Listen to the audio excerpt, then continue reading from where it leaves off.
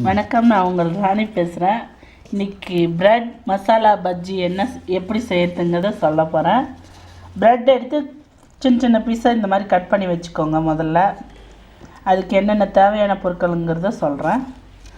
இது bread cut பண்ணி வச்சுக்கோங்க. அடுத்தது மசாலா செய்கிறதுக்கு நான் பச்சை பயிறு ரொம்ப உடம்புக்கு நல்லது, குழந்தைங்களுக்கு கொடுக்கலாங்கிறதுனால பச்சை பயிறு நல்லா கொஞ்சம் குழஞ்ச மாதிரி வேக வச்சுருக்கேன். கொஞ்சம் மசித்த மாதிரி இருக்கும். ஒரு உருளைக்கிழங்கு நல்லா பெருசாக ஒரு உருளைக்கிழங்கு வேக வச்சு மசித்து வச்சுருக்கேன். வெங்காயம் ஒன்று, ஒரு 2 வெங்காயம், பெரிய வெங்காயம், தக்காளி ஒன்று, இஞ்சி பூண்டு பேஸ்ட்டு 1 ஸ்பூன் 1.5 ஸ்பூன் போடுங்க. ஏன்னா இது கேஸ் ஐட்டங்கிறதுனால 1.5 ஸ்பூன் போடலாம். இப்போ தாளிப்புக்கு என்ன தேவைன்னு சொல்கிறேன். கடுகு 1/2 ஸ்பூனு, உளுந்து 1/2 ஸ்பூனு, ஜீரகம் 1/2 ஸ்பூனு. இது காய்ந்த வெந்தயக்கீரை. இது ஃப்ளேவர் நல்லா இருக்குங்கிறதுக்காக இதை போட போகிறப்ப கருவேப்பிலை கொஞ்சம், மஞ்சத்தூள் கொஞ்சம், 1/2 டீஸ்பூன் மிளகாத்தூள், கொஞ்சம் 1/4 டீஸ்பூனுக்கு மேலே இருக்கும் கரம் மசாலா கொஞ்சம். இதெல்லாம் இந்த மசாலாவுக்கு தாளிக்கிற பொருட்கள். இதெல்லாம் எடுத்து வச்சுக்கோங்க. பஜ்ஜி மாவு பாருங்கள், 1 கப் எடுத்திருக்கேன். இப்போ இதெல்லாம் செய்முறை அப்படிங்கிறத செஞ்சு காட்டுறேன். கடாய் வச்சு எண்ணெய் ஊற்றிருக்கேன். இப்போ தாளிப்புக்கு இந்த கடுகு உளுந்து இதெல்லாம் போட்டுக்கலாம். ஜீரகம்லாம், கடுகு உளுந்து ஜீரகம் எல்லாத்தையும் போட்டேன். கடுகு வெடிக்க ஆரம்பித்ததும் நம்ம இந்த வெந்தயக்கீரை கருவேப்பிலையும் போட்டுருவோம். இது ஃப்ளேவர் நல்லா இருக்குங்க நீங்கள் அந்த மசாலாவுக்கு, அதனால தான் போடுறேன். நீங்கள் போட்டு செஞ்சு பாருங்கள். குழந்தைங்க ஸ்கூல்லேருந்து வந்தால் ஈவினிங் இந்த மாதிரி ஒரு இது செஞ்சு கொடுத்தா நல்லா ஹெல்த்தியாகவும் இருக்கும், நல்லா சத்தான ஆகாரமாக இருக்கும், ஃபில்லிங்காகவும் இருக்கும் அவங்களுக்கு.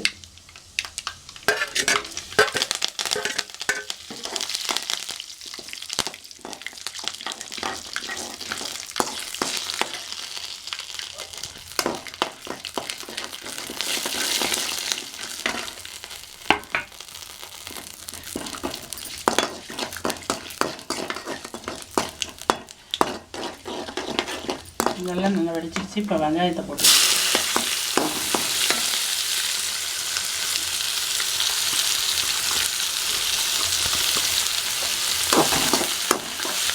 வெங்காயம் கொஞ்சம் பாதி வதங்கினதுக்கப்புறம் இஞ்சி பூண்டு பேஸ்ட் போடுங்க. அப்போ தான் டேஸ்ட் வரும்.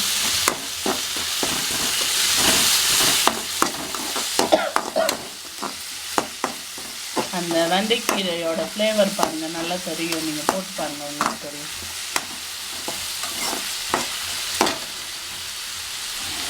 நான் இன்றைக்கி உருளைக்கிழங்கு பச்சை பயிர் போடுறேங்க. இது மாதிரி நீங்கள் வேறு எதுனா கூட வெஜிடபிள்ஸ் எல்லாத்தையும் போட்டு செய்யலாம். கேரட் துருவி போடலாம், பீட்ரூட் துருவி போடலாம். இதெல்லாம் கோஸு எல்லாம் பொடியாக கட் பண்ணி, கேப்சிகம் இதெல்லாம் போட்டு கூட செய்யலாம். நான் இன்றைக்கி பச்சை பயிரை வச்சு செய்கிறேன். பச்சை பயிர் வச்சு இந்த மசாலா நமக்கு என்னென்ன திங்ஸ் வேணுமோ அதை வச்சு நீங்கள் ரெடி பண்ணிக்கலாம். வீட்டில் என்ன இருக்குதோ அதை வச்சு. வெங்காயம் கொஞ்சம் வதங்கிடுச்சு. இஞ்சி பூண்டு பேஸ்ட் போடுறேன். ஒரு 1.5 ஸ்பூன் போடுறேன். ஏன்னா பச்சை பயிருக்கு கேஸு, உருளைக்கிழங்கு கேஸ் இருந்ததுனால கட்டாயம் இஞ்சி பூண்டு பேஸ்ட்டு ஜீரகம் போட்டுக்கோங்க.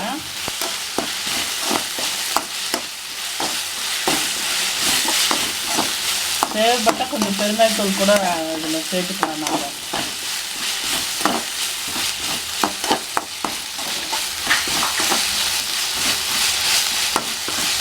கொஞ்சம் வதங்கிடுச்சுங்க. இப்போ தக்காளி போட்டுக்கலாம்.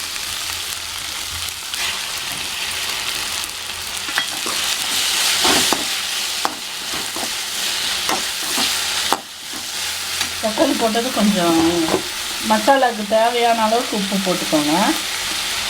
ஏன்னா பஜ்ஜி மாவில் உப்பு இருக்கும். அப்போ இந்த மசாலாவுக்கு எவ்வளோ தேவையோ அந்த அளவுக்கு மட்டும் உப்பு போட்டுக்கணும். காரமும் அப்படி தான். இந்த நம்ம செய்கிற மசாலாவுக்கு எவ்வளோ தேவையோ அந்த காரம் மட்டும் போட்டால் போதும். ஏன்னா பஜ்ஜி மாவுங்கிறப்ப எல்லாமே அதில் மிக்ஸ் பண்ணி வச்சுருக்காங்க. நம்ம எதுவும் அதில் போடக்கூடாது. அந்த உள்ளே வைக்கிற ஃபில்லிங்காக மட்டும்தான் நல்லா சேர்க்கணும். இது கொஞ்சம் வதங்கிடுச்சு. இந்த மஞ்சள் தூள், மிளகாத்தூள், கரம் மசாலா இதெல்லாம் போட்டுக்கலாம்.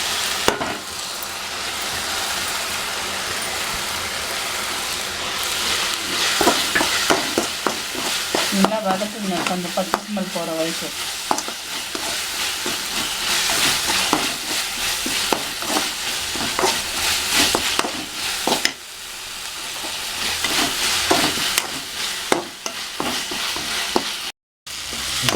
பாருங்கள், இது ஒரு 5 நிமிஷம் நல்லா வதங்கிடுச்சு. இப்போ நம்ம இந்த பச்சை பயிர் பாருங்கள் நல்லா கொஞ்சம் குழஞ்ச மாதிரி வேக வச்சுருக்கேன். உப்பு போடாமல் வேக வச்சுருக்கேன், ஏன்னா இப்போ தான் போட்டிருக்கேன் உப்பு. இதில் போட்டுக்கலாம். இன்னும் கொஞ்சம் மச்சாப்பில் இருந்தால் தான் ப்ரெட்டில் அந்த நம்ம அது சென்டரில் வைக்க நல்லாயிருக்கும். இந்த உருளைக்கிழங்கையும் போட்டுடலாம். உப்பு போடாமல் வேக வச்சு எடுத்து வச்சுருக்கேங்க, மறந்துட்டு உப்பு போட்டுறாதீங்க. இப்போ இது எல்லாத்தையும் நல்லா மிக்ஸ் பண்ணிவிட்டு பாருங்கள், மசாலா ரெடி ஆகிடுச்சு நமக்கு. இதுதான் அந்த சென்டரில் வைக்கிற ப்ரெட்டு சென்டரில் வைக்கிற மசாலா. 10 நிமிஷத்தில் எல்லாம் வேக வச்சு வச்சோம்னா சீக்கிரம் ரெடி பண்ணிடலாம். குழந்தைங்க வந்ததுமே சூடாக செஞ்சு தரலாம். இப்போ இதை ஆஃப் பண்ணிடலாங்க. பாருங்கள், பஜ்ஜி மாவு கரைச்சாச்சு. இப்போ இந்த பதத்துக்கு கரைச்சி வச்சுருக்கேன். இப்போ நம்ம எல்லாம் ப்ரெட் எடுத்து ஸ்டஃப் பண்ணிவிட்டு எப்படி செய்கிறதுங்கிறத சொல்கிறேன். பாருங்கள், இப்போ ப்ரெட்டு ஒரு பீஸ் எடுத்து கையில் வச்சுட்டு உங்களுக்கு எந்த ஷேப்பில் வேணுமோ அந்த ஷேப்பில் நீங்கள் வச்சுக்கலாம். கட் பண்ணிக்கோங்க ப்ரெட்டை. இப்போ இதில் வச்சுட்டு இது மேலே இன்னொரு பீஸை வச்சு ப்ரெஷ் பண்ணி அப்படியே வச்சுடுங்க. இது அப்படியே நம்ம பஜ்ஜி மாவில் முக்கி எடுத்து பஜ்ஜி போட வேண்டியது தாங்க.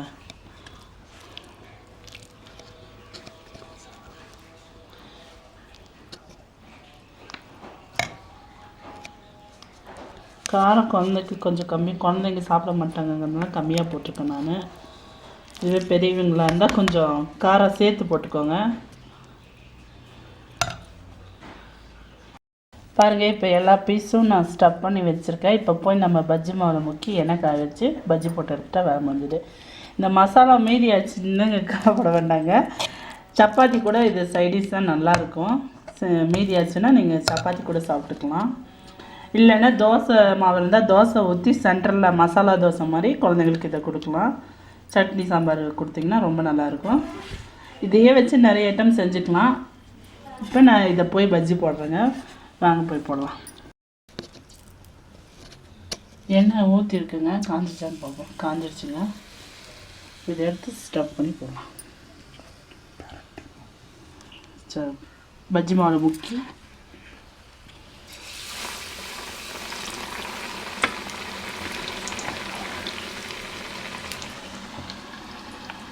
நீங்கள் எல்லாத்தையும் ரெடி பண்ணி வச்சிங்கன்னா குழந்தைங்க வந்தால் சீக்கிரம் செஞ்சு கொடுத்துடலாம்.